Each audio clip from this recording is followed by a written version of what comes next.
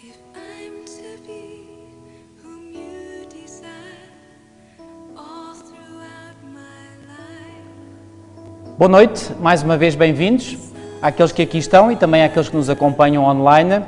Eu quero agradecer a todos aqueles que fielmente nos têm seguido, noite após noite, e estou convicto de que Deus vos tem abençoado através da sua palavra. Pois bem, hoje vamos falar de um assunto muito forte. Nós vamos falar sobre o genuíno e a contrafação, os 5 métodos pelos quais Satanás enganou Eva e engana também a humanidade, e por isso nós vamos, como habitualmente, pedir a bênção de Deus para esta reunião. Oremos então. Senhor nosso Deus, nosso bom Pai, muito e muito obrigado porque mais uma vez, pela Tua graça, Tu nos dás o privilégio de estarmos aqui reunidos em Teu nome. Obrigado, Senhor, porque também muitas outras pessoas nos estão a acompanhar via internet e nós queremos Te pedir, Senhor, que não apenas nos venhas dirigir, abrir a nossa mente e o nosso coração no estudo da Tua Palavra, mas que possas também proteger todo o equipamento técnico e também a transmissão para que ninguém possa deixar de ouvir estas poderosas palavras, estas poderosas verdades da Tua Palavra que nós esta noite vamos estudar. Guia-nos, pois, e dirige-nos, Te pedimos tudo e Te agradecemos, no nome santo e bendito do nosso Salvador Jesus. Amém. Abram as vossas Bíblias em Gênesis, no capítulo 2 e nos versículos 16 e 17. Como veem, nós começamos sempre o nosso estudo no livro de Gênesis, que é o livro base sobre o qual nós estamos a estudar, portanto, a Bíblia. Gênesis, capítulo 2 e versículos 16 e 17. Talvez alguns de vós se perguntem, mas porquê que lemos tantas vezes alguns versículos? É que, em algumas vezes, é para ver alguma perspectiva da verdade, por outras vezes para ver outra perspectiva. Pois bem, aqui em Gênesis, no capítulo 2 e nos versículos 16 e 17, lemos o seguinte: E o Senhor Deus lhe deu esta ordem: de toda a árvore do jardim comerás livremente, mas da árvore do conhecimento do bem e do mal não comerás, porque no dia em que dela comeres, certamente morrerás. A minha pergunta é, será que esta ordem que Deus deu a Adão e Eva foi uma ordem clara? Bom, claro que sim. Ou seja, eles perceberam claramente aquilo que o Senhor lhes tinha pedido. Não era uma ordem que era difícil de entender. Não era uma ordem que eles pudessem ficar na dúvida se deveriam fazer isto ou deveriam fazer aquilo. Não, era uma ordem muito clara. Mas, será que essa ordem que Deus deu era uma ordem que era de fácil compreensão? Também. Eles facilmente podiam compreender esta ordem. Será que era fácil de obedecer? Bom, também. Vocês acham, por exemplo, quando Eva chegou junto à árvore do conhecimento do bem e do mal, ela estava esganada de fome? É evidente que não. Ela não tinha fome, ou seja, ela não tinha necessidade de poder satisfazer o seu apetite porque estava com fome e por isso tinha necessidade absoluta de comer daquele fruto. Não. E porquê que nós podemos concluir que ela não tinha fome? Pois bem, porque Deus tinha dito a eles que podiam comer de todas as árvores do jardim. Portanto, Eva não tinha fome. Portanto, Deus tinha-lhe dado uma ordem clara, uma ordem que podia ser facilmente compreendida e podia ser facilmente obedecida. Pois bem, no entanto, nós já vimos, e vamos repetir, que Adão e Eva foram criados por Deus com a necessidade de escolher se queriam verdadeiramente obedecer ao seu Criador ou não. Eles não foram tidos nem achados, como nós dizemos habitualmente. Deus não lhes perguntou se eles queriam vir à existência. Eles simplesmente foram criados por Deus. E agora o Senhor queria saber se realmente eles queriam ou não fazer a vontade de Deus. E então colocou-lhes este pequeno teste no Jardim do Éden para eles poderem obedecer. É interessante que Deus não explicou a razão pela qual Ele os proibiu de comer daquela árvore. No entanto, disse-lhes claramente quais seriam as consequências se o fizessem. Pois bem, Deus apenas queria que Adão e Eva pudessem demonstrar a sua confiança nele através de que meio? Através do facto de poderem ser obedientes àquilo que Ele lhes tinha pedido. Não deixa de ser interessante que, ao longo do relato de toda a criação, nós vemos algo muito interessante. Por exemplo, pensem comigo no seguinte: quando Deus criou a luz no primeiro dia, Adão e Eva já existiam? É evidente que não. Porquê? Porque eles foram criados só no 6º dia. De modo que aquilo que Deus criou no primeiro dia, Adão e Eva não viram. Aquilo que Deus criou no 2º dia, Adão e Eva também não viram. Aquilo que Deus criou no 3º dia, Adão e Eva também não viram. Aquilo que Deus criou no 4º e no 5º dias, também não viram. Aquilo que Deus criou mesmo no sexto dia, antes da criação do homem e da mulher, porque eles foram as últimas coisas, digamos assim, entre aspas, a serem criadas, eles também não viram. E, obviamente, como vocês podem claramente concluir, Adão também não assistiu à sua própria criação. Quando ele tomou consciência, ele já era. E para tornar a história da criação ainda mais interessante, quando Deus começou a criar Eva, colocou Adão a dormir, de modo que Adão não viu a criação de Eva. Qual é o ponto que eu queria aqui referir? É que se Adão e Eva acreditavam que realmente, e acreditaram, que Deus era o Criador de todas as coisas e o seu Criador, eles tinham que acreditar pela fé na palavra que Deus tinha dito. Não por aquilo que tinham visto. Eles tinham que acreditar pela fé que Deus era o Criador e que tinha criado todas as coisas, incluindo eles próprios. Está claro este ponto? Pois bem, entretanto, com que palavras é que Eva procurou justificar a sua escolha de comer da árvore? Venham comigo a Gênesis capítulo 3 e no versículo 13, em que lemos o seguinte: Disse o Senhor Deus à mulher: que é isso que fizeste? Respondeu a mulher: a serpente me enganou e eu comi. Bom, aquilo que nós iremos estudar aqui esta noite é ver como é que esta serpente conseguiu efetivamente enganar Eva. Reparem, Eva não mentiu quando disse a serpente me enganou. É verdade, como já vimos, que ela estava a tentar subtrair-se à sua cota-parte de responsabilidade. Isso é um facto. Mas Eva, quando disse diante do Senhor a serpente me enganou e eu comi, ela pura e simplesmente estava a dizer a verdade. Portanto, a serpente realmente tinha enganado Eva. E aquilo que nós vamos ver aqui esta noite é como é que esta serpente, e ainda sabemos que a serpente não era apenas o animal, havia um ser, esse ser criado por Deus como perfeito, que estava por detrás da serpente, como é que este ser conseguiu enganar Eva? E sabem porquê que nós vamos estudar a fundo a forma como Satanás conseguiu ter êxito em enganar Eva? Porque nós, ao sabermos, ao descobrirmos como é que ele enganou Eva, nós vamos descobrir como é que ele, ao longo dos séculos, conseguiu enganar a humanidade e, em particular, nos últimos dias da história desta Terra, ele vai conseguir enganar a maior parte da humanidade. Acham que este estudo é interessante, então? Nós aprofundarmos como é que Satanás enganou Eva, a fim de podermos descobrir quais são os seus métodos pelos quais ele irá enganar a humanidade no tempo do fim? Pois bem, certamente que sim. Pois bem, meus amigos. Pois bem, nós queremos que vocês possam ver em Gênesis, no capítulo 3 e no versículo 1, Gênesis, capítulo 3 e versículo 1, vamos ver aqui o que é que está escrito.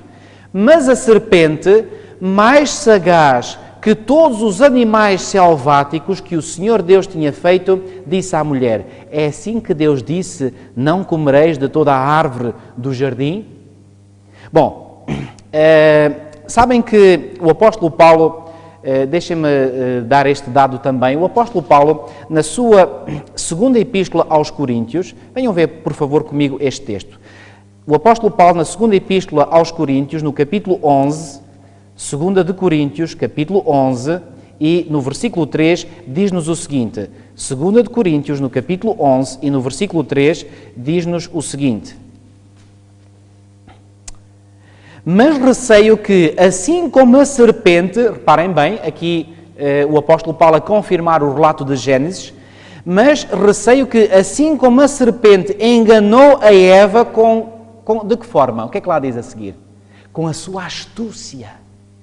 Com a sua astúcia, assim também seja corrompida o quê? A vossa mente e se aparte da simplicidade e pureza devidas a Cristo.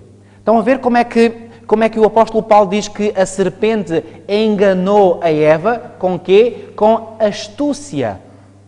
Fixem esta palavra na vossa mente, pois iremos ver que os métodos pelos quais a serpente conseguiu enganar Eva foi sobretudo usando de astúcia. E isto é muito importante para nós compreendermos a forma como Satanás irá enganar, irá desenvolver os seus enganos no tempo do fim. Venham agora ver comigo um texto que está em Mateus, no famoso capítulo 24 de Mateus, que é conhecido também como o sermão profético de Jesus, e vamos ler aqui alguns versículos que nos mostram, aliás, onde Jesus nos mostra como é que Satanás vai querer enganar a humanidade. Mateus capítulo 24 e os versículos 23 e 24. Diz assim, são palavras de Jesus, e repare o que ele disse. Então, se alguém vos disser, eis aqui o Cristo, ou ei-lo ali, não quê? Não acrediteis. Porque surgirão falsos cristos e falsos quê? Profetas, operando quê? Grandes sinais e prodígios para enganar, se possível, e eu sublinho, se possível, os próprios quê? Os próprios eleitos. E eu sublinho aqui esta expressão, se possível, sabem porquê? Porque, graças a Deus por isso, os eleitos não vão ser enganados. Satanás tudo fará para enganar os eleitos. Se fosse possível enganá-los, enganá-los-ia, mas não é possível enganá-los. E agora repare o que diz ainda o versículo 25. Vede que vulo tenho perdido. Eu pergunto, quem é que vocês acham que estará por detrás destes falsos cristos e destes falsos profetas que Jesus disse que apareceriam no tempo do fim? Obviamente que Satanás. Porque ele é que é mentiroso e pai da mentira, conforme já referimos várias vezes. Palavras de Jesus em João 8, 44. Ora bem, agora deixem-me levar-vos a pensar no seguinte. Sabem que a melhor forma de nós podermos enganar, ou melhor, a melhor forma de Satanás poder enganar, ou até as pessoas, é de fazer com que a mentira possa ser o quê? O mais parecida possível com o quê? Com a verdade. Deixem-me dar-vos um exemplo. Imaginem que eu agora dizia a cada um de vós, eu vou-vos enganar. Olhem bem para mim, eu vou-vos enganar. E vou-vos dizer o seguinte, o fato que eu tenho vestido é vermelho. Alguém se deixou enganar? Pergunto primeiro, eu menti ao dizer que tenho um fato vermelho? Menti. Porquê que cada um de vós não foi enganado? Porque a minha mentira é quê? É óbvia. Salta logo à vista. Vocês olham para mim e dizem, ele mentiu. Acham que essa é a forma pela qual Satanás conseguiu enganar Eva e consegue enganar, ou tentar enganar, se possível, os eleitos com astúcia?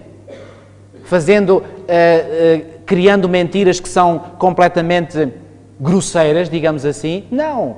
O que é que ele procura fazer? Que as suas mentiras possam se parecer o quê? O mais possível com o quê? Com a verdade. Deixem-me dar-vos um exemplo. Aquelas pessoas que se dedicam, por exemplo, a fazer notas falsas, vocês acham que eles teriam muito sucesso se fizessem notas falsas muito parecidas com muito diferentes das verdadeiras? Não. Imediatamente, portanto, qualquer pessoa, até uma criança, saberia detectar que aquilo não era uma nota verdadeira.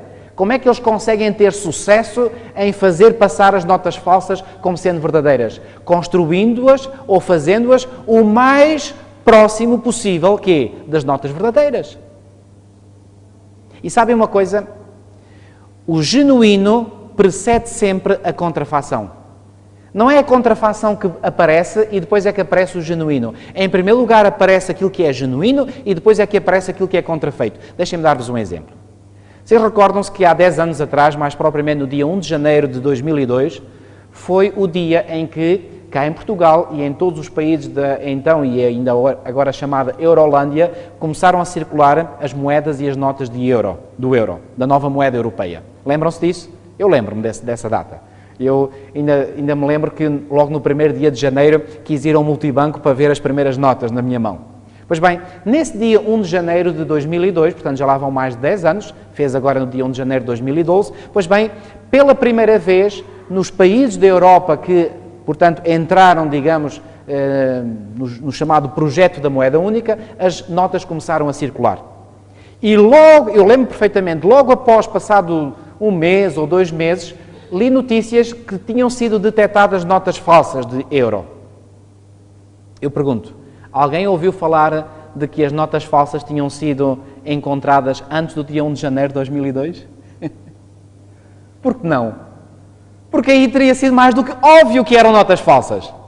Ou seja, os falsificadores de notas, o que é que eles estavam à espera? Que em primeiro lugar entrassem em circulação as notas verdadeiras, para depois o quê? Para depois meter em circulação as notas falsas. Se eles pusessem em primeiro lugar as notas contrafeitas em circulação, pois bem, ninguém se deixava cair por isso. Mas quando as notas verdadeiras já estavam em circulação, aí as outras podiam entrar. Fica então com esta ideia. O genuíno vem sempre em primeiro lugar. Depois é que vem a contrafação. Não o oposto. Não é a contrafação que aparece e depois o genuíno. Pois bem, ora bem, vamos ver um texto que está no final da Bíblia, no livro de Apocalipse, no capítulo 12 e no versículo 9.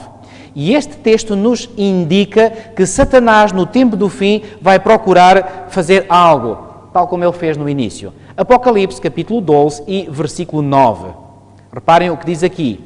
E foi expulso o grande dragão, a antiga serpente, já tínhamos lido este texto, e aqui cá está a referência à antiga serpente, que se chama Diabo e Satanás. E agora reparem, o quê? O sedutor de todo o mundo, sim, foi atirado para a terra e com ele os seus anjos. O que é que Satanás procurará fazer no tempo do fim? Seduzir. E já vimos há pouco no texto do apóstolo Paulo que ele seduz como? Com astúcia. E uma das astúcias que Satanás usa é através da contrafação. Fazer aquilo que é falso parecer quê? Parecer verdadeiro. Vamos ver então se não foi esta a forma como Satanás conseguiu enganar Eva. Vamos então novamente a Gênesis capítulo 3. Gênesis capítulo 3, e vamos ler mais uma vez o versículo 1. Gênesis capítulo 3 e versículo 1. Gênesis capítulo 3 e versículo 1. Mas a serpente, mais sagaz que todos os animais selváticos que o Senhor Deus tinha feito, disse à mulher: é assim que Deus disse, não comereis de toda a árvore do jardim? Bom, tentem imaginar comigo por uns instantes esta cena. Eva sabia que de todas as árvores do jardim podiam comer, porque Deus tinha dado permissão para isso, mas de uma árvore específica, Deus tinha dito claramente que não deveriam comer. Eu agora posso imaginar, a Bíblia não nos descreve essa aproximação de Eva junto dessa árvore, mas eu posso imaginar que Eva começou a aproximar-se, e quando chegou junto daquela árvore, ela provavelmente começou a olhar para a árvore e começou talvez a pensar: mas o que é que será que esta árvore tem de mal? Se ela é igual às outras árvores? Olhou para o fruto é igual aos outros frutos? Bom, mas pelo sim, pelo não, não vou tocar. E entretanto ela já estava a vir embora e houve, talvez, a voz começou a dizer: Eva. Ela olha para trás, não vê ninguém. Talvez fez outra vez menção de querer ir embora e houve outra vez a voz: Eva. Ela agora olha, não vê ninguém, mas entretanto vê uma serpente a falar. Bom, deixem-me fazer-vos uma pergunta. Se vocês fossem a um jardim zoológico e entrassem lá no reptilário e tivessem lá em frente, digamos, a um sítio onde está uma serpente, e de repente uma serpente levantasse a cabeça e dissesse: Olá, Guida. O que é que acham que a Guida faria? Bom, eu estou convencido que ela fugia a 7 pés. Verdade ou não? Porquê é que Eva não fugiu quando ouviu uma serpente a falar? Era normal uma serpente falar? Claro que não. O que é que imediatamente deveria Eva pensar? Uau, não será este eventualmente o inimigo de que Deus falou? E vocês me perguntam: mas será que Eva tinha sido instruída por Deus de que havia um inimigo? Sabem, a Bíblia não o diz claramente, mas nós podemos concluir ou chegar a essa conclusão através de dados circunstanciais. Por exemplo, vocês acham que se Satanás soubesse que Eva e Adão não tinham sido instruídos por Deus sobre o perigo de um ser angélico que se tinha revoltado contra Deus, vocês acham que ele não teria aparecido como ele era efetivamente? E nós já vimos pela descrição anteontem que este ser é um ser angélico que foi criado cheio de formosura, perfeito. Vocês acham que ele não teria colocado na sua mente: bom, eu vou aparecer tal como eu sou? E ao aparecer eu vou dizer a Eva: olhem, sabem, eu venho da parte de Deus para dizer que Deus mudou de opinião. Pois bem, daquela árvore que ele tinha dito que não poderiam comer, agora vocês já podem comer. Porquê que acham que Satanás não apareceu tal como ele era, como um ser angélico perfeito? Porque ele sabia muito bem que Deus tinha dado a indicação ao Santo Par de que havia um ser angélico perigoso, e ele sabia que se ele aparecesse nessa forma, ele seria imediatamente quê? Imediatamente detectado. Então ele procura usar o quê? Ele procura usar um método em que não aparece totalmente visivelmente, mas aparece por intermediário de uma serpente. A serpente foi o médium que ele serviu. Bom, alguns eruditos bíblicos, uns dizem que, Satanás entrou dentro da serpente, outros dizem que ele assumiu a forma de uma serpente. Bom, deixem-me dizer-vos que eu acho isso um pouco irrelevante aqui para a nossa discussão de hoje.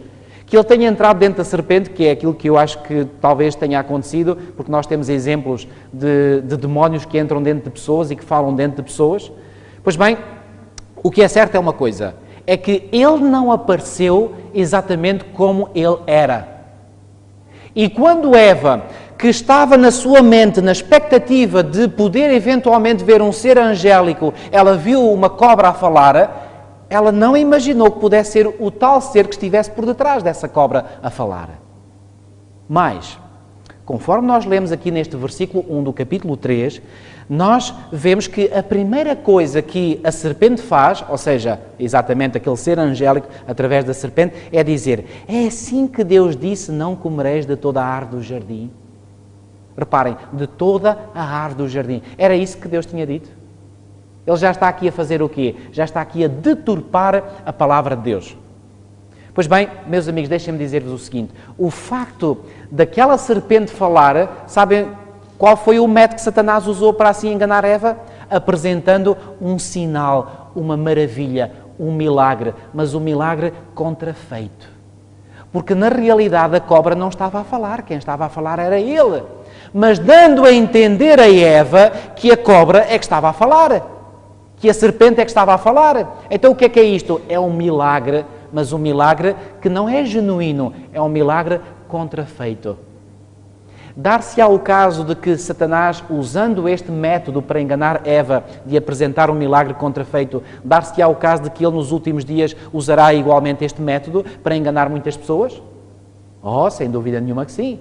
Pois bem, venham comigo ver um outro texto em João, no capítulo, 2 Tessalonicenses, depois iremos ver esse texto de João. 2 Tessalonicenses, no capítulo 2 e no versículo 9.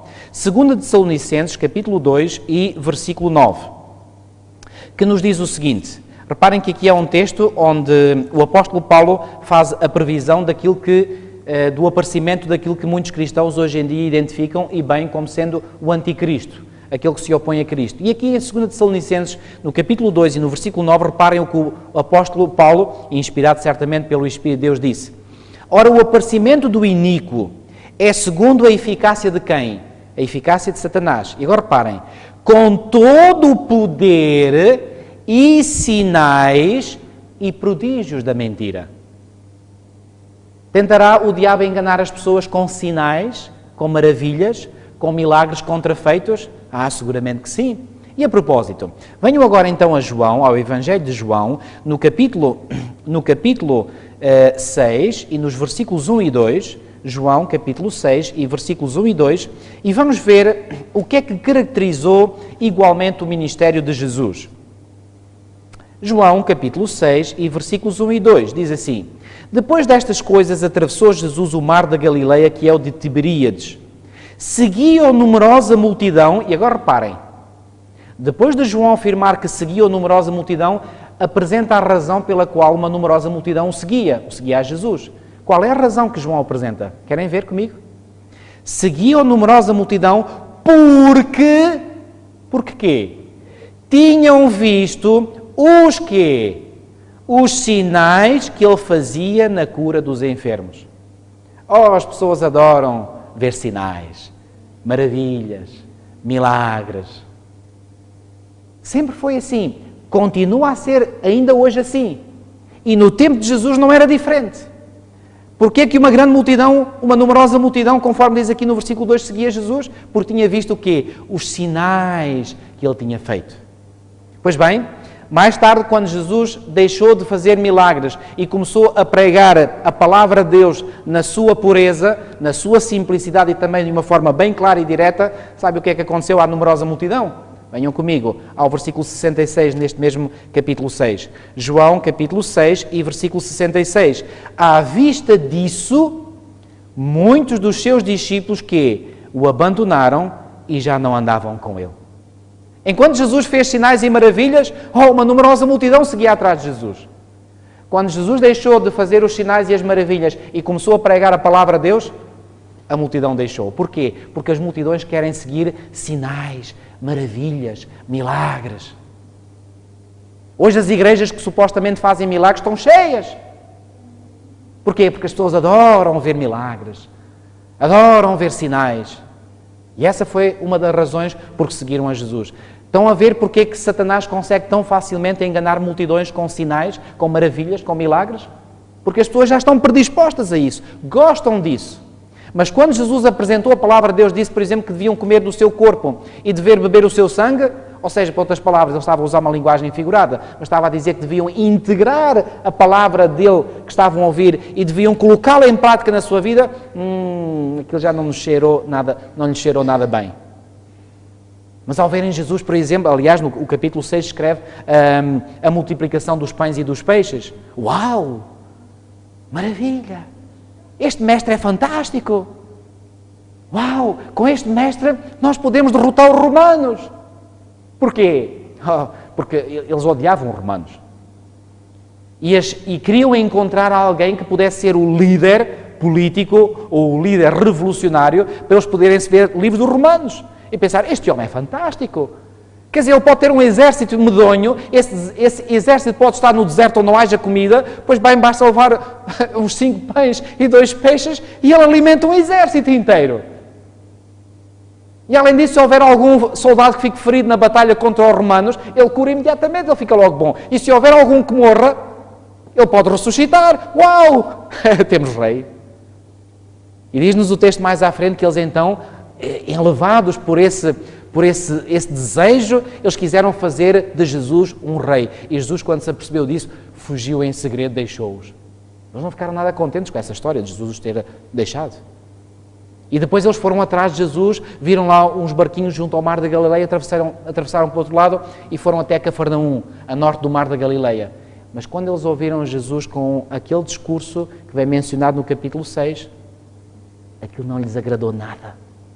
Porquê? Porque eles queriam ver sinais e maravilhas. Pois bem, e sabem, muitas vezes a palavra que Jesus pronuncia, ou que é pronunciada ainda hoje, atravessa-se ao comprido, por assim dizer, perante o estilo de vida de algumas pessoas. E muitas pessoas não querem abandonar o seu estilo de vida. Querem continuar a viver nos seus prazeres, naquilo que lhes dá gosto e prazer. E, portanto, quando a palavra de Deus os critica ou diz que este estilo de vida, determinado estilo de vida não é correto, as pessoas não querem ouvir isso. Pois bem, vamos voltar ao texto de Mateus. Mateus capítulo 7. Mateus capítulo 7. E aqui em Mateus, no capítulo 7, vamos ler os versículos Mateus capítulo 7, e vamos ler os versículos 22 e 23. Reparem aquilo que Jesus aqui profetizou. Ele diz que no tempo do fim, diz ele, versículo 22, muitos naquele dia hão de dizer-me, Senhor, Senhor, porventura não temos nós profetizado em teu nome? Pergunto, estas pessoas eram elas cristãs? Eram elas cristãs de nome? Sem dúvida que sim. Porquê? Porque elas fizeram estas coisas em nome de quem? Em nome de Buda? Em nome de Maomé? Não, em nome de Jesus. Então elas diziam-se cristãs. E agora reparem, Jesus prossegue dizendo, e em teu nome não expelimos demónios, por outras palavras, não fizemos maravilhas, e em teu nome não fizemos muitos quê? Milagres? Pergunto, estas pessoas em nome de Cristo fizeram elas sinais e maravilhas? Fizeram. E sabe o que é que Jesus vai dizer a essas pessoas? Versículo 23. Então lhes direi explicitamente, nunca vos conheci. Apartai-vos de mim, os que praticais o quê? A iniquidade. Pergunto, o que é iniquidade segundo a Bíblia? É a transgressão da lei. Tinham estas pessoas um problema com a lei de Deus? Tinham. Ou seja, eram pessoas que não se queriam acomodar à lei de Deus. Mas em nome de Cristo fizeram milagres. Bom, eu pergunto, se Deus diz que nunca os conheceu, esses milagres foram milagres realizados pelo poder de Deus? Obviamente que não. Então foram milagres realizados pelo poder de quem? Pelo poder de Satanás. E os milagres que Satanás faz são milagres genuínos ou milagres contrafeitos? Milagres contrafeitos.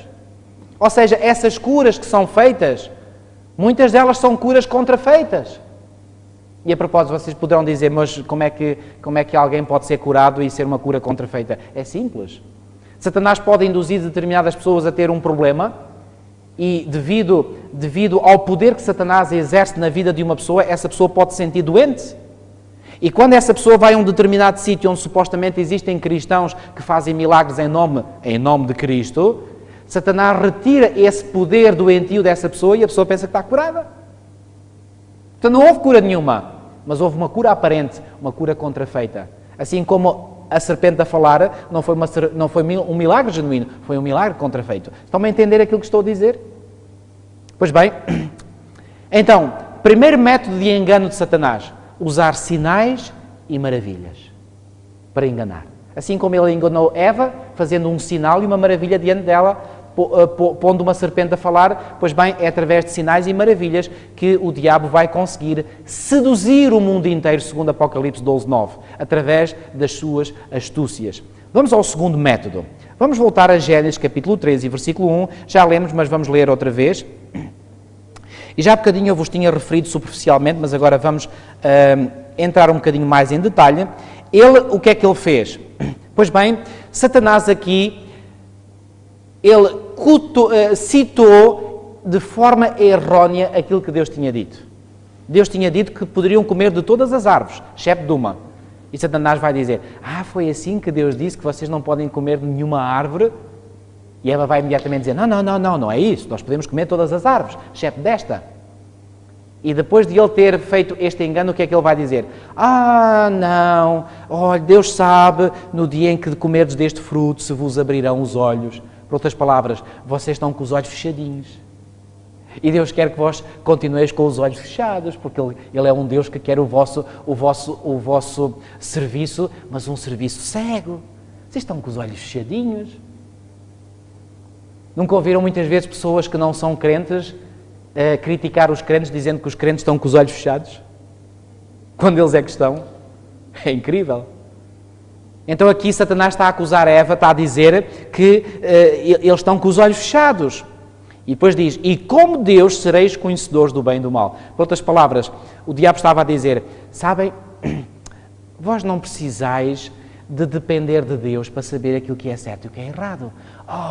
Oh Eva, essa história de que Ele é o vosso Criador e por causa de ser o vosso Criador, Ele é que sabe o que é o certo e o que é errado, vós não tens que depender dEle. A propósito, tu viste Ele criar-vos? Tu viste Ele criar alguma coisa? Não acreditem nessa história. Sabe qual é o problema de Deus? É que Ele não quer que vocês se tornem deuses, porque se vós se vos tornais deuses, vós podeis competir com Ele. Ele não quer nenhum concorrente à volta dele. Era esta basicamente a ideia que a serpente estava a querer inculcar na mente de Eva. E ao fazer isso, ele usou um outro método. E esse método foi de perverter aquilo que Deus tinha dito. Pois bem, muitas vezes ele adiciona, outras vezes ele subtrai, muitas vezes ele tira fora do contexto. E nós iremos ver aqui alguns exemplos. Vamos a Mateus, no capítulo 4, onde nós temos a história da tentação de Jesus, por Satanás, obviamente, e vamos ver qual foi o método que Satanás aqui tentou usar com êxito contra Jesus. Obviamente que não teve êxito contra Jesus. Em Mateus, no capítulo 4, e nos versículos 3 e 4, lemos o seguinte: Então o tentador, aproximando-se, disse-lhe, se és filho de Deus, manda que estas pedras se transformem em pães. Jesus, porém, respondeu, está escrito, não só de pão viverá o homem, mas de toda a palavra que procede da boca de Deus. Vocês acham que quando Jesus deu esta resposta a Satanás, ele deve ter ficado irritado? Certamente que sim. E deve ter pensado, está aqui um homem que quer viver apenas pela palavra de Deus. Então espera lá, eu também vou citar a palavra de Deus. E agora leva-o, conforme diz aqui, portanto, ao pináculo do templo, se na realidade ou em visão não sabemos, e lhe disse, se és filho de Deus, atira-te abaixo, porque está escrito. E agora é o próprio Satanás que cita a palavra de Deus. Aos seus anjos ordenará a teu respeito, que te guardem, e eles te susterão nas suas mãos para não tropeçares em alguma pedra. Ou seja, é como se Satanás dissesse, tu queres viver pela palavra de Deus? Então agora quero ver se realmente tens confiança na palavra de Deus ou não. É que se tens confiança, então deves-te atirar daqui abaixo. Porque está escrito que aos seus anjos dará ordens para te guardarem. Portanto, se tu não fizeres isso, ou seja, se tu não tirares daqui abaixo, então é porque não confias da palavra de Deus. E porquê que há bocadinho me citaste a palavra de Deus, se afinal para umas coisas tu aceitas a palavra de Deus, mas para outras não aceitas? Qual era o objetivo aqui de Satanás? Era aparentemente colocar Jesus em xeque-mate. E como é que Jesus vai responder? Também está escrito, não tentarás o Senhor teu Deus. Sabem, amigos, muitas vezes a melhor forma, não há outra, a melhor forma de nós podermos nos desenvencilhar de pessoas que até citam a palavra de Deus, mas muitas vezes fora do contexto, e iremos ver que foi isso que Satanás fez, é nós apresentarmos também está escrito. Sabem que o apóstolo Pedro disse que muitas pessoas deturpam os ensinos do apóstolo Paulo e até as restantes escrituras? Venham comigo ver em 2 de Pedro, no capítulo 3, 2 de Pedro, capítulo 3, e versículos 16 e 17. Aliás, 15 e 16, peço desculpa. E tendo por salvação a longanimidade de Nosso Senhor, como igualmente o nosso amado irmão Paulo vos escreveu, segundo a sabedoria que lhe foi dada. Ao falar acerca destes assuntos, como de facto costuma fazer em todas as suas epístolas, e agora parem, nas quais epístolas, há certas coisas difíceis de entender que os ignorantes e instáveis fazem o quê? Deturpam. E deturpam para quê? Deturpam, como também deturpam as demais escrituras, para a própria destruição deles. Não foi isso que Satanás fez com Eva? Deturpou a palavra de Deus? É assim que Deus disse, não comerás de todas as árvores do jardim? E sabem que no caso de Jesus, ele citou o Salmo 91, versículos 11 e 12, de forma correta. Vamos lá ver, Salmo 91. Salmo 91, versículos 11 e 12. Salmo 91, versículos 11 e 12. E aqui no Salmo 91, versículos 11 e 12, reparem o que é que está escrito. Porque aos teus anjos dará ordens a teu respeito para que te guardem em todos os teus caminhos. Eles te sustentarão nas suas mãos, para não tropeçares em alguma pedra. Pergunto, citou o diabo perante Jesus estes textos do Salmo 91, 11 e 12 de forma correta? A resposta é sim, citou. Mas sabem uma coisa? Fora do contexto. Sabem porquê?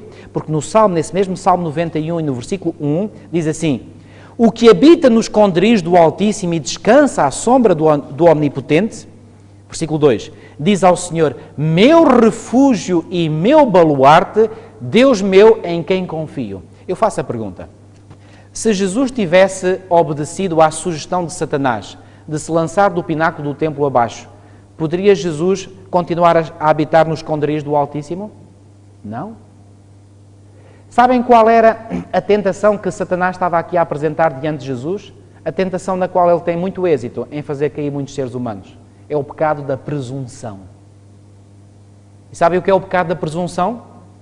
É nós clamarmos as bênçãos de Deus enquanto ao mesmo tempo vivemos em desobediência à sua vontade revelada. Se Jesus tivesse feito o que ele sugeriu para clamar as bênçãos de Deus, de que os anjos o protegeriam, não estaria ele fugindo da proteção do Senhor? Claro que sim. E infelizmente há muitas pessoas que clamam as bênçãos de Deus e enquanto clamam as bênçãos de Deus, pois bem, não fazem aquilo que claramente a vontade de Deus lhes revela para fazer. Faz lembrar aqueles estudantes que, sendo crentes, por exemplo, não estudam para um teste ou para um exame, depois chegam lá ao teste e pedem a ajuda de Deus para que Deus os ajude no teste. Acham que Deus vai ajudar assim? Ou alguém que, por exemplo, sai de casa e pede a Deus para o guardar na viagem e depois conduz a 200 km à hora. Acham que Deus vai proteger? Eu lembro de um caso que o pastor Stephen Borg conta, de que uma vez um membro de igreja chegou junto dele e disse assim, pastor, eu estou a orar ao Senhor para que o Senhor me mostre se eu me devo casar com outra mulher. E o pastor perguntou-lhe, mas a sua mulher foi infiel a si? Ele diz, não foi. E a sua mulher tem-no tratado mal? Não, também não. Então porquê é que você se quer divorciar dela e casar com outra mulher? Porque eu não amo mais a minha mulher. Sabem qual foi a resposta que o pastor deu? Olha, vá para casa, mas não ore mais a Deus. Porque Deus já deu a resposta que você precisa ter. Amigos, quando nós oramos a Deus, pedindo que Deus nos mostre a sua vontade, quando a sua vontade já está claramente revelada na palavra de Deus, isso é presunção. E é perigoso fazer isso. E era isso que o diabo queria fazer com Jesus. Jesus sucumbiu a essa sugestão satânica? Não. E nós não devemos igualmente sucumbir. Amigos, há coisas que estão tão claras na palavra de Deus. Nós não precisamos de pedir a Deus que Ele, através do Espírito Santo, nos revela, quando já está claramente revelado aqui. Há pessoas que pensam que devem viver pela voz interior que ouvem. Eu pergunto, será que nós temos que testar essa voz interior que possamos sentir na nossa mente e testar essa voz interior de acordo com assim está escrito? Absolutamente. Porque essa voz interior pode ser a voz de Deus em alguns momentos, mas noutros pode não ser.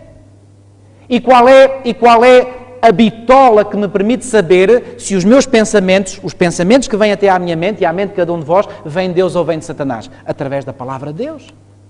Foi assim que Jesus respondeu a Satanás, está escrito. Amigos, não vos deixeis enganar, porque este é um método pelo qual Satanás procura enganar muitos, distorcendo a palavra de Deus. E agora vamos ao terceiro método, que ele usa com muito... Podia-vos dar aqui alguns exemplos, por exemplo, como até Satanás conseguiu levar cristãos, pessoas que se dizem cristãs, a distorcer a palavra de Deus. Eu dou muito rapidamente um exemplo. Por exemplo, em Romanos, no capítulo 13 e no versículo 28, muito rapidamente, Romanos capítulo 3 e versículo 28, nós lemos o seguinte: concluímos, pois, que o homem é justificado pela fé, independentemente das obras da lei. Esta é uma das grandes verdades evangélicas, que nós somos justificados independentemente das obras da lei. Mas sabe o que é que alguns concluem? Uma vez que somos justificados sem as obras da lei, não precisamos das obras da lei para nunca mais. Não precisamos mais da lei.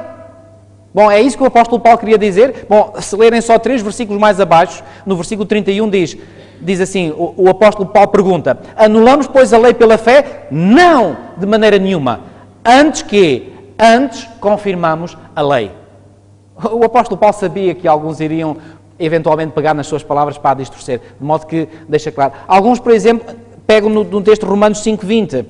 Romanos 5:20 que diz assim, sobreveio a lei para que avultasse a ofensa, mas onde abundou o pecado, superabundou a graça. Sabem, já ouvi alguns dizerem que, bom, então se onde abunda o pecado superabunda a graça, então pequemos à vontade. Que é para a graça superabundar mais. Era isso que o apóstolo Paulo queria dizer. Bom, basta ler mais uns versículos abaixo, reparem capítulo 6 e versículo 1. Que diremos, pois? Permaneceremos no pecado para que seja a graça mais abundante? Resposta, versículo 2. De modo nenhum. Parece Paulo que estava a adivinhar aquilo que alguns iriam dizer. Por exemplo, em Romanos capítulo 6 e versículo 14, alguns citam este texto, porque o pecado não terá domínio sobre vós, pois não estáis debaixo da lei e sim da graça. Estão a ver? Já não estamos mais debaixo da lei. Estamos apenas debaixo da graça. Mas sabe o que é que diz logo a seguir o versículo 15? E daí? Pergunta o apóstolo Paulo. Havemos de pecar porque não estamos debaixo da lei e sim da graça? De modo nenhum! Quando alguém vos quiser citar Romanos 6,14, digo, não se importa, por favor, de ler o versículo abaixo, versículo 15? Se alguém vos citar Romanos 5,20, digo, por favor, não se importa de ler uns versículos mais abaixo, em Romanos 6, 1 e 2? Se alguém cita, por exemplo, Romanos 3,28, nós podemos dizer, por favor, não se importa de ler 3 versículos mais abaixo, o versículo 31 também? Sabe o que é isto? Fazer como Jesus fez com o diabo. Ele citou um está escrito e Jesus respondeu com um também está escrito. Quando nos citarem um está escrito, respondamos com um também está escrito. Vamos ao terceiro método de Satanás. Vamos voltar a Gênesis capítulo 3 e vamos ler o versículo 5. Gênesis capítulo 3 e versículo 5. Temos que avançar, o tempo está contra nós. Gênesis capítulo 3 e versículo 5. Em Gênesis, no capítulo 3 e no versículo 5... já lemos este texto, vamos outra vez ler, diz assim, porque Deus sabe que no dia em que dele comerdes se vos abrirão os olhos e como Deus sereis conhecedores do bem e do mal. Pois bem, sabe o que é que Satanás aqui procurou fazer com Eva? Procurou levá-la a que ela raciocinasse na sua mente com argumentos que aparentemente eram lógicos. Ou seja, levou Eva a que Eva seguisse um raciocínio lógico e pensasse assim, agora eu compreendo. Afinal Deus tem uma agenda por detrás, está escondida, Ele não nos revelou. Pois faz sentido que Ele nos tenha pedido para não tocar neste fruto, porque Ele sabe que no dia em que nós tocássemos deste fruto, nós iríamos saber tanto quanto Ele. Pergunto, fez ela um raciocínio lógico ao pensar desta maneira? Fez, mas partiu de premissas falsas. Amigos, o problema de muitas pessoas é que, às vezes, acreditam apenas no seu raciocínio, na sua razão. Fazem até raciocínios muito corretos. Por exemplo, eu já dei conta que muitos dos evolucionistas que acreditam na evolução, eles têm raciocínios certíssimos. Sabem qual é o problema? Partem de premissas erróneas. E quando se parte de uma premissa errónea, por muito correto e lógico que seja o raciocínio, como é que vai ser a conclusão? Errónea. Bom, por exemplo, em Romanos, no capítulo 12 e no versículo 9, não vamos ler, mas vou apenas citar, diz que o amor seja sem hipocrisia. Podemos nós fingir ter um amor genuíno e não ter? E porquê? Porque o nosso coração, conforme nós ontem vimos, é enganoso e desesperadamente corrupto. Nós não podemos confiar no nosso coração. Nós não podemos confiar apenas no nosso raciocínio. Nós temos que confiar em quê? Na palavra de Deus. Por exemplo, reparem o que Jesus nos quis dizer em João capítulo 14 e versículos 15 a 17. João capítulo 14 e versículos 15 a 17. Aqui Jesus disse o seguinte, reparem na sequência que ele aqui nos dá. João capítulo 14, versículos 15 a 17. Se me amais, guardareis os meus mandamentos. E agora reparem, e eu rogarei ao Pai, versículo 16, e Ele vos dará outro quê? Outro Consolador, a fim de que esteja para sempre convosco. Já viram a sequência? Se me amais, primeiro o amor a Deus, o que é que resultará do amor a Deus? Guardareis os meus mandamentos. E como resultado de me amares e de guardar os meus mandamentos, eu vou enviar sobre vós o quê? O Espírito Santo. O Espírito Santo não é dado a nós para substituir a nossa obediência a Deus, através dos seus mandamentos. O Espírito Santo nos é dado para nós, e reparem, aparentemente aqui Jesus está a contradizer um texto que nós vimos em Ezequiel 36, versículos 26 e 27, onde o Senhor diz, porém em vós o meu Espírito e farei com que andeis nos meus estatutos e os observeis. Vocês dirão, então como conciliar estas ideias aparentemente contraditórias? Aliás, há um texto que vem reforçar este de João em Atos, no capítulo 5 e no versículo 32, reparem bem, Atos capítulo 5, versículo 32, muitas pessoas, quando veem estes textos aparentemente contraditórios, dizem, então a ver, a Bíblia contradiz-se. Bom, ela não se contradiz. O problema é que há pessoas que são, é o mínimo que se pode dizer, preguiçosas mentais e não querem aprofundar a fundo a compreensão da palavra de Deus para ver que há verdades que têm duas faces. É como a moeda tem duas faces. E há verdades que têm duas faces. Atos capítulo 5 e versículo 32 diz assim, ora, nós somos testemunhas destes factos e bem assim o Espírito Santo que Deus outorgou a quem? Que Deus outorgou aos que lhe obedecem.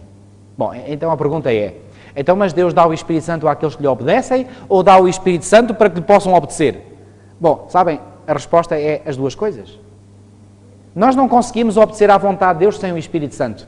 Mas quando Deus dá o Espírito Santo, para que esse Espírito Santo em nós produza obras de obediência, Ele fica à espera que a nossa disposição seja de quê? Seja de obedecer à sua vontade.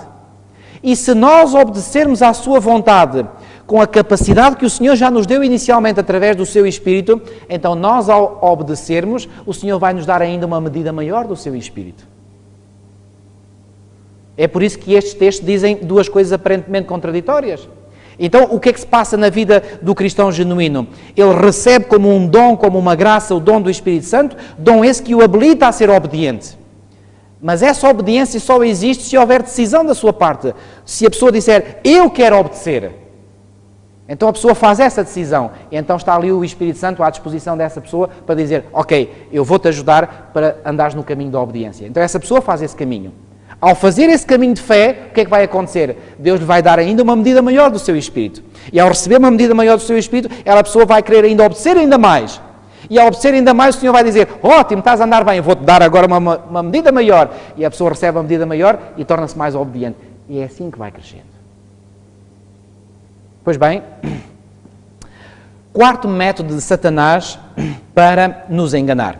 Gênesis capítulo 13 e versículo 6 nos diz, vamos voltar a Gênesis 3, Gênesis capítulo 13 e versículo 6, nós lemos o seguinte, Gênesis 3, 6, diz assim, vendo a mulher que a árvore era boa para se comer, mas agradável aos olhos, e árvore desejável para dar entendimento, tomou-lhe do fruto e comeu, e deu também ao marido, e ele comeu.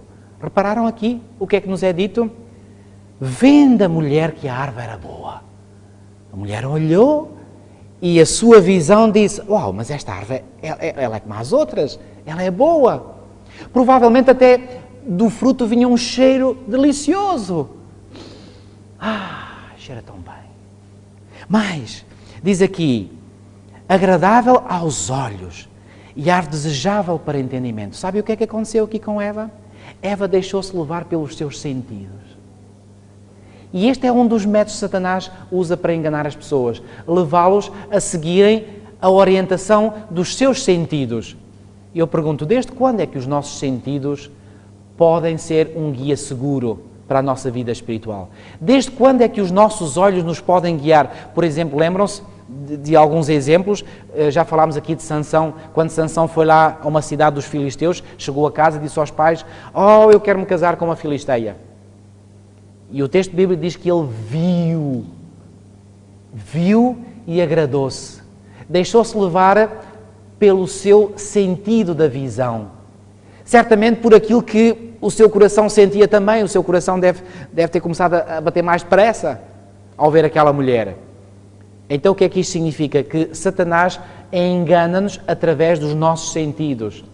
Pois bem, meus amigos, deixem-me dizer-vos uma coisa. Os nossos sentidos, que Deus criou porque tem uma função, e uma função muito boa, não são um guia infalível. Pelo contrário, muitas vezes são um guia falível. E Eva deixou-se levar pelos seus sentidos. Aquilo era agradável à vista. Era certamente apetecível, cheirava bem. Quando ela começou a provar o fruto, sabe tão bem. Provavelmente também era um fruto que era agradável ao tato, ou seja, deixou-se enlevar por uma série de experiências que lhe deram os seus sentidos. Outra forma pela qual nós podemos ser enganados pelos nossos sentidos. E reparem que esta é outra forma pela qual o nosso coração nos engana. Uma forma é através do nosso raciocínio, da nossa razão. E já agora deixem-me dizer-vos, habitualmente, não necessariamente em todos os casos, mas vou falar aqui de um caso geral. Normalmente os homens são mais predispostos a seguir a lógica, o raciocínio, a razão. Podem eles ser enganados? Totalmente. E normalmente as mulheres tendem a seguir as emoções, os sentimentos, que são muitas vezes estimulados pelo quê? Pelos sentidos. Quer uns, quer outros estão enganados. Nem a razão, nem os sentimentos ou as emoções são um guia seguro. Qual é o único guia seguro? O único guia seguro é a palavra de Deus. Finalmente, quinto método. Reparem que aqui, no capítulo 13 e no versículo 6, a última parte do versículo diz que ela comeu e deu também ao marido e ele comeu. Vocês acham que se Satanás procurasse enganar a Adão diretamente teria êxito? Não. Mas através de Eva conseguiu. Então o quinto método pelo qual Satanás procura enganar as pessoas é usando-se de outras pessoas para levar outras a cair em tentação. Muitas vezes Satanás não consegue ter êxito na tentação direta, mas consegue através de uma tentação indireta, através do veículo ou através do intermediário de outras pessoas. Foi assim que ele conseguiu levar Adão à queda, através de Eva. Sabe o que é que Eva deveria ter dito à serpente? Olha, eu sei que o fruto é muito bonito. Eu sei que o fruto pode ser delicioso. Eu sei que o fruto é agradável à vista. Eu sei que esta árvore é muito bonita, mas há apenas um problema. É que Deus disse que eu não deveria comer dele. Amigos, se nós quisermos estar protegidos contra os terríveis enganos com que Satanás vai querer seduzir o mundo inteiro no tempo do fim, nós não podemos seguir o nosso raciocínio, a nossa razão. Nós não podemos seguir o testemunho dos nossos sentidos. Nós não podemos seguir aquilo que as outras pessoas dizem. Nós não podemos seguir sinais e maravilhas. Nós temos de seguir aquilo que Deus diz através da sua palavra. E se nós seguirmos aquilo que a palavra de Deus diz, nós vamos estar, e só aí, em terreno seguro. Nós devemos responder, não só de pão viverá o homem, mas de quê? De toda a palavra que sai da boca de Deus. Sabem que homens, por exemplo, Hebreus 11 tem aquela lista dos heróis da fé, homens viveram pela fé. Pensem, por exemplo, em Noé, quando Deus disse que ele devia construir uma arca porque ia chover, ele podia perguntar, Senhor, chover? O que é isso? Ele não pôs em causa a palavra de Deus, e muito menos aquilo que Deus lhe tinha pedido. Ele disse, Deus mandou fazer isto e eu faço. Quando Abraão, por exemplo, Deus lhe disse, sai da tua terra, da tua parentela e vai para a terra que eu te mostrei. Ó Senhor, mas espera lá, diz-me lá para onde é que eu tenho que ir. Não. Abraão não começou a raciocinar com Deus. Deus disse que é para sair, olha Sara, faz as malas e vamos embora. Quando mais tarde o Senhor disse que iria nascer um descendente, ele chegou junto de Sara e disse, olha Sara, eu não sei como, mas Deus disse que vamos ter um filho, então é tempo de ter relações sexuais. Mais tarde com Moisés, Deus pediu a Moisés para ir falar com Abraão, Moisés com Arão irem falar com o faraó, e ele foi. Amigos, a verdadeira fé, a fé genuína, é aquela que se apoia única e exclusivamente na palavra de Deus. Nós não podemos acreditar em sinais e maravilhas, porque muitos sinais e maravilhas são sinais contrafeitos por Satanás.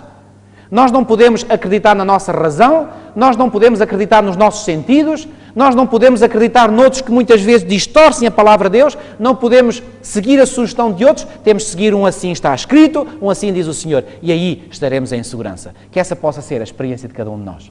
Amém.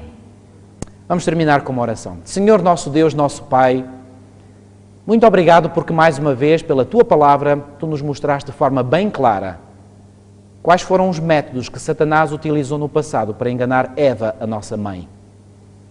Ó Senhor, vimos através do estudo desta noite que esses métodos que Satanás usou no passado são exatamente os mesmos métodos que ele irá utilizar no tempo do fim. Ó bom Pai, ajuda-nos, Senhor, a não irmos atrás de sinais e de maravilhas.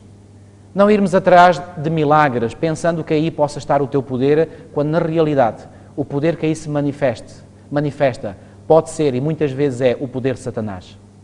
Ajuda-nos igualmente, Senhor, a sermos muito cuidadosos na forma de interpretarmos a Tua Palavra, não distorcendo, não adicionando ou subtraindo aquilo que ela diz, mas